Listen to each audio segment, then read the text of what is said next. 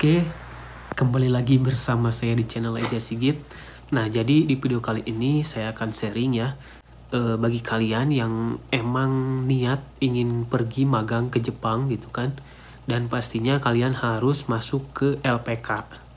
Nah, di sini saya akan kasih tahu kalian bagaimana cara memilih LPK yang baik menurut saya ya, dan itu bisa meminimalisir kalian untuk kena tipu gitu, karena banyak sekali kasus penipuan ya oleh LPK gitu yang tidak bertanggung jawab gitu kan.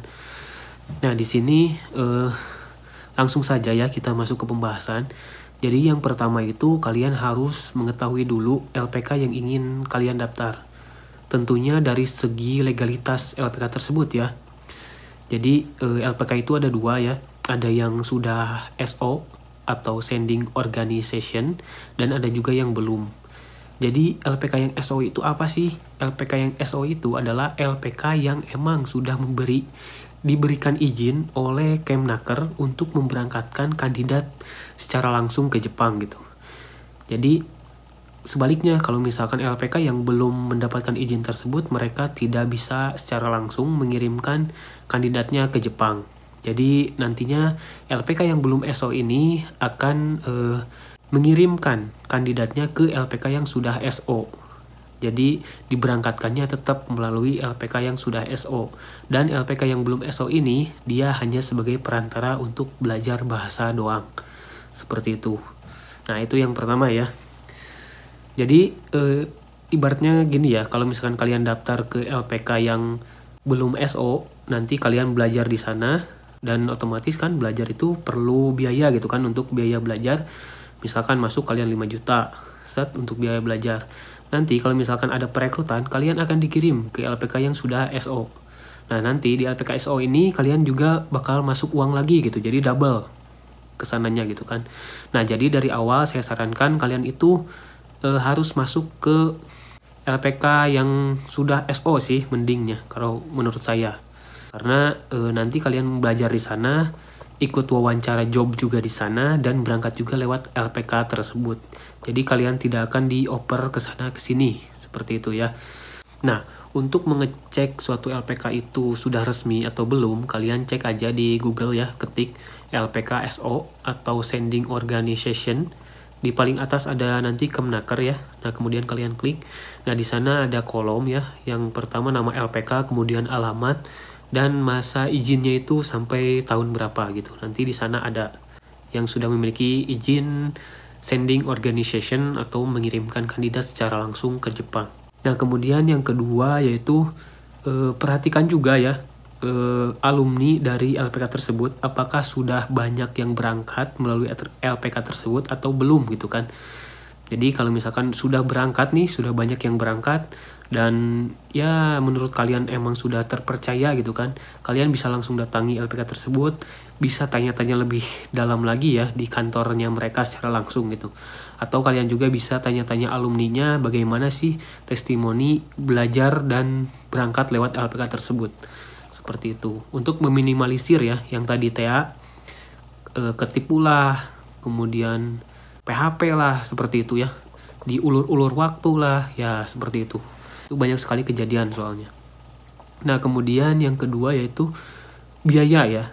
Untuk biaya magang ke Jepang itu menurut saya ya kisaran 30 sampai 40 ya, 45 lah, 45 juta ya.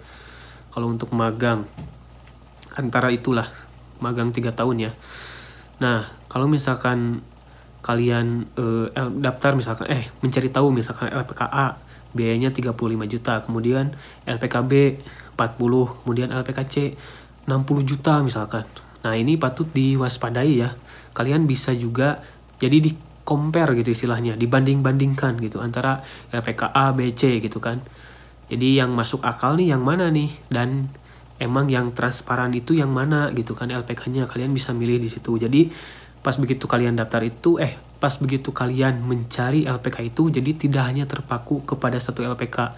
Jadi saran saya, carilah LPK, maksudnya untuk referensi ya sebanyak-banyak mungkin, dan nanti kalian bisa bandingkan gitu antara LPK A, B, C itu seperti apa sih gitu kan. Jadi kalian bisa milih dengan bijak gitu, seperti itu. Nah, kemudian apalagi ya? Nah, ini saya khusus untuk bagi kalian yang ingin magang ya. Kalau misalkan untuk visa Tekutigino atau visa kerja, itu beda lagi ya. Jadi LPK yang belum SO pun itu bisa mengirim kandidatnya. Karena kita di sini hanya butuh sertifikat bahasa ya, kemampuan bahasa Jepang, dan SSW atau Specific Skill Worker atau keahlian khusus yang nantinya sebagai pekerjaan kita di Jepangnya gitu. Seperti itu. Dan untuk Tekutigino ini nanti saya akan bahas di video selanjutnya. Di sini saya akan bahas hanya untuk khusus pemagang ya yang ingin memilih LPK yang yang meminimalisir gitu kan tingkat kalian ditipunya gitu. Jadi yang pertama itu saran dari saya, cek legalitas LPK tersebut gitu kan, yang benar-benar resmi dan terdaftar gitu. Kemudian cek juga alumni yang sudah berangkat lewat LPK tersebut, dan minta testimoninya gitu seperti apa. Dan kalau misalkan sudah cocok, kalian selanjutnya tentang biaya ya dari LPK tersebut itu apakah masuk akal atau enggak gitu kan. Dan yang paling penting sih transparan ya dari LPK tersebut. Biaya-biayanya itu untuk apa, untuk apanya itu dirincikan secara detail gitu kan. Nah, seperti itu ya.